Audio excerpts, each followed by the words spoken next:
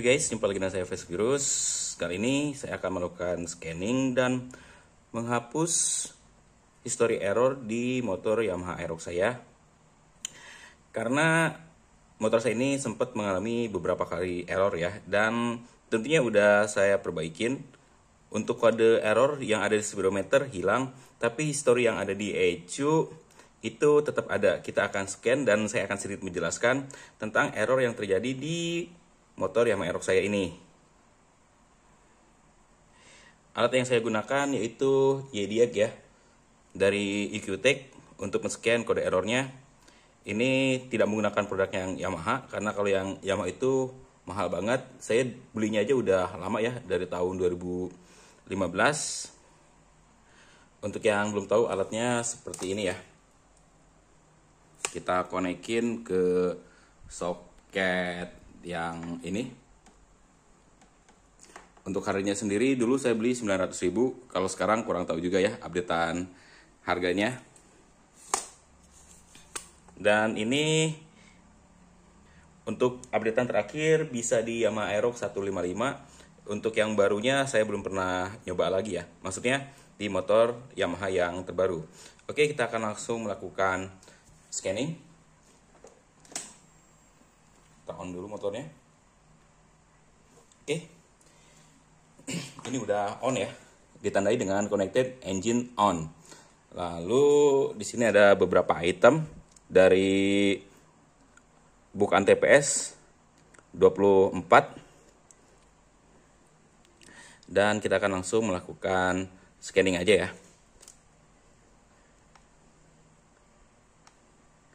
Oke, kita ke bawahin, terus kita langsung ke airborne fault.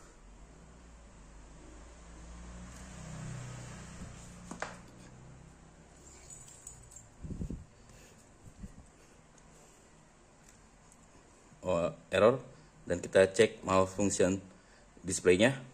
Ini menandakan di airborne fault ini kode error yang masih terjadi ya.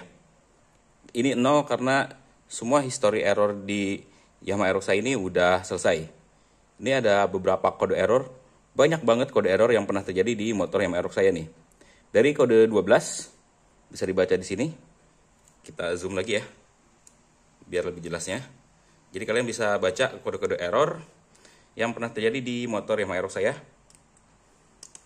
Banyak banget nih kode errornya nih di historinya. Ini kalau saya ke beres, begitu di scan, pasti si orang bengkelnya bakal bilang motor saya itu error. Padahal ini hanya history yang pernah terjadi. Maksud saya, ini hanya history error yang pernah terjadi di motor Yamaha Aerox saya. Dan perlu saya tekankan lagi ya, alat ini hanya berfungsi untuk men-scan dan menghapus history error. Tapi kalau errornya belum diperbaiki, maka kode errornya ini akan terus muncul ya guys. Kita akan mulai dari kode error yang nanti muncul di error 12. Error 12 ini kesalahan dari crankcase CKP, udah biasa ya. Error 13, 15, kemudian 21 itu karena sensor max-nya kemarin itu lepas ya soketnya. Sensor 24 tadi kesalahan di sensor oksigen karena pernah lepas juga sensor oksigennya. Tuh, 24, 39 history error pada injektor. Nah, injektor ini bisa terjadi karena injektornya emang error atau soketnya lepas. Terus kode error berapa lagi nih? 24 tadi udah, 39 udah. Terus 46 aliran listrik crankshaft CKP. Itu masalah juga ya. Nah, untuk error 46 sendiri saya baru ngeliat ya guys. Ternyata di motor Yamaha Aerox saya ini pernah terjadi error 46 nih. Karena seingat saya selama pakai Aerox ini nggak pernah kena error 46. Sedangkan di alat ini jenis error 46 ini adalah error pada aliran listrik sistem fuel injection. Tapi kalau dari listnya Yamaha sendiri, error 46 itu biasanya ada masalah kalau nggak di aki ngedrop.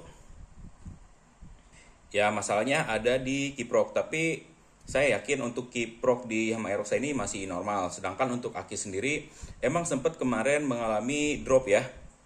Tapi di speedometer seingat saya nggak ngelihat kode 46. Hanya saja kalau aki error itu, ini lampu milnya dia kedip-kedip terus. Begitu mau di starter, lampu milnya kedip-kedip terus, sama si speedometer juga kedip-kedip terus ya. Kalau di sini dia muncul kode errornya 46. Ya mudah-mudahan aja beneran error itu cuman dari aki yang ngedrop ya. Ini pun tegangan aki di Yamaha Aerox saya emang turun ya. Biasanya di 12,4 lebih. Kalau sekarang dinyalain dia hanya di angka 11, tapi motor masih bisa di starter. Memang saya belum melakukan penggantian aki ya.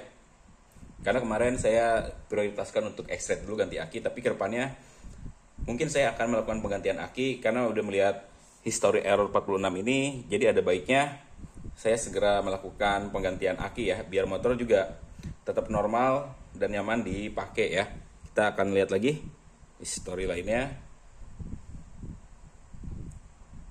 Untuk pembahasan kode error lainnya juga pernah saya bahas juga ya. Nanti kalian bisa lihat list di channel saya tentang kode error. Kita akan langsung ke pembersihan kode errornya, historinya ya. Nah, ada 8 ya kode error atau history errornya. Kita akan langsung action untuk membersihkannya. Terus kita akan cek lagi apakah masih ada kode errornya. Nah, dia udah kosong semua. Berarti history kode errornya udah bersih. Sudah terhapus semua historinya. Tapi kalau masih ada error di motor saya, pasti begitu diklik malfunction display dia masih ada history errornya. Terus buat yang ini adalah clear correction value untuk ISC-nya. Kita akan cek ya. Ini khusus untuk yang masih pakai ISC bawaannya. Kalau error dia akan menunjukkan kode value 1. Ini berlaku untuk yang sering langsungnya gede dan keluar error 37. Kita bisa melakukan clear atau reset ISC-nya di bagian ini, dicek dulu, lalu kita clear ISC correction value-nya. Ya, ada kan correction 1, kita action aja. Walaupun saya udah pakai ISC manual ya, jadi kalau kita reset pun dia nggak bakal ngaruh ya. Oke, kita akan lihat lagi ke bagian atasnya. Nah, ini untuk voltasenya sendiri di angka 12,1. Kita akan lihat IAPS, intake air pressure sensornya. Tekanannya berapa? Oh, tekanannya 100 kPa ya. Ini biasanya kondisinya masih normal. Dan ini untuk intake air temperature sensor, karena motornya udah dingin. Suhunya itu yang terbaca 33 derajat Celcius ya. Tapi kalau motor habis dipakai, biasanya suhu ini dia berubah ya. Terus CTS saya lupa ya ini. Singkatannya dari apa? Tapi sama ya. Suhunya juga di angka 33 derajat Celcius. Well speed dia emang kebacanya 0. Terus dia juga bisa ngecek fungsi injektor ya.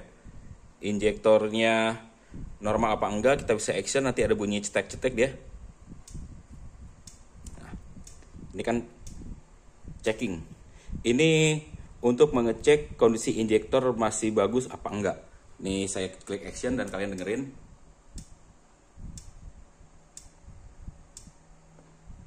Nah, itu kondisi injektornya normal. Kalau injektornya mati, dia nggak bakal keluar bunyi seperti itu ya.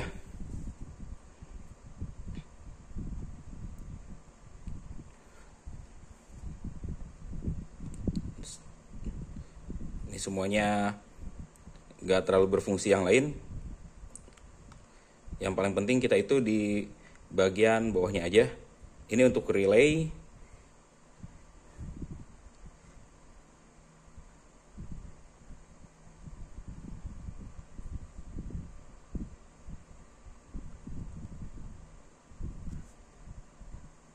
mengecek lampu depan berfungsi apa enggak ya. Saya klik action, dia lampu depannya langsung ngedip ya, nyala.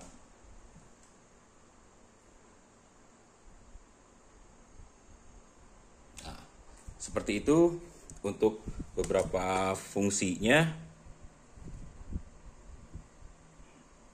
Dan untuk Yamaha Aerox sekali lagi tidak bisa disetting CO. Nah, jadi seperti itu ya guys. Untuk permasalahan yang terjadi di motor Yamaha Aerox saya, ada beberapa history error yang jumlahnya tadi 8 error ya. Yang di motor Yamaha Aerox saya ini lebih disebabkan karena pada saat habis bongkar soketnya lupa kepasang atau pemasangannya kurang kencang. Jadi begitu motor dipakai, si soketnya kendor dan timbul kode error. Kecuali yang tadi kalian lihat ada error 12 juga ya. Itu kemarin pas saya cobain ganti soket pakai MT60 ya. Kalau nggak salah itu, saya lupa nama soketnya. Nah itu kabelnya kan kebakar, timbul error 12 lagi. Wabil khusus untuk error 46 saya pun baru tahu hari ini. Karena saya udah lama nggak melakukan scanning, udah bertahun-tahun ya. Ada kemungkinan permasalahannya di aki yang kemarin saya pakai itu udah sewak. Mudah-mudahan aja errornya benar-benar di aki ya. Saya paling ngeri itu udah masalah errornya emang ada di kiprok. Karena kalau udah masalahnya kiprok itu gabung sama SGCU, pasti biaya penggantiannya itu cukup lumayan mahal ya. Jujur aja begitu lihat error 46 saya agak panik barusan. Karena dikhawatirkan memang ada permasalahan yang belum teratasi oleh saya ya guys. Nanti saya akan melakukan scanning lagi ya setelah motor dipakai, apakah error 46-nya masih muncul atau enggak. Semisalnya masih muncul, hal pertama yang akan saya lakukan adalah penggantian aki ya. Dan tentunya setelah penggantian aki saya akan melakukan pengecekan lagi. Apakah error 46-nya masih muncul lagi? Nanti saya akan update lagi di video selanjutnya ya guys. Oke guys, segitu dulu video kali ini. Kurang dan lebihnya saya mohon maaf. Terima kasih telah menyaksikan video dari saya dan sampai jumpa lagi di video saya selanjutnya.